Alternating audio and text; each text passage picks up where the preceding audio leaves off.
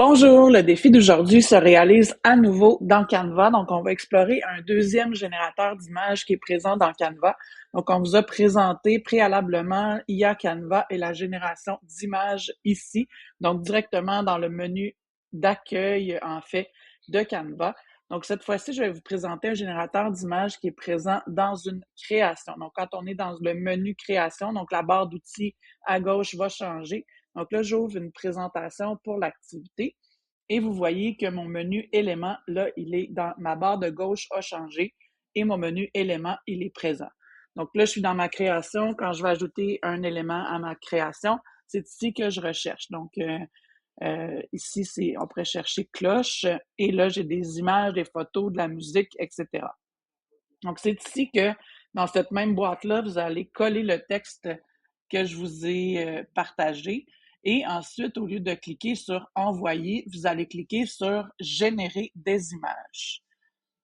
Ici, il va vous faire 4 propositions qui, en cliquant dessus, là, vous allez pouvoir ajouter directement à votre création.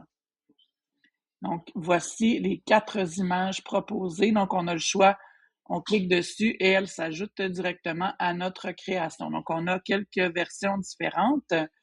Donc, je vous présente les 4 versions différentes. Et si on n'est pas satisfait, on peut toujours générer à nouveau toutes les images. Et la différence ici, c'est que c'est l'idéal de l'utiliser quand on travaille directement dans une production. Donc, IA Canva pour le personnel scolaire, quand on veut faire autre chose avec l'image, c'est plus facile de la télécharger. Puisqu'ici, là, j'ai pas vraiment l'option de la télécharger par la suite. Donc, il faut vraiment l'utiliser dans une production. Et ce que je veux spécifier surtout, c'est que pour l'instant, pour le moment, c'est le seul générateur d'images auquel les élèves ont accès. Donc, les élèves n'ont pas IA Canva, mais ils ont la génération d'images par le biais du menu éléments. Donc, pour le tester aujourd'hui, je vous invite à copier un ou l'autre des textes et voir ce que ça génère. Donc, c'est vraiment très pratique là, pour travailler avec les élèves, pour les textes descriptifs. Donc, ils peuvent avoir un résultat en bout de ligne là, pour illustrer leur production écrite. Donc, je vous souhaite une belle exploration. Bonne journée.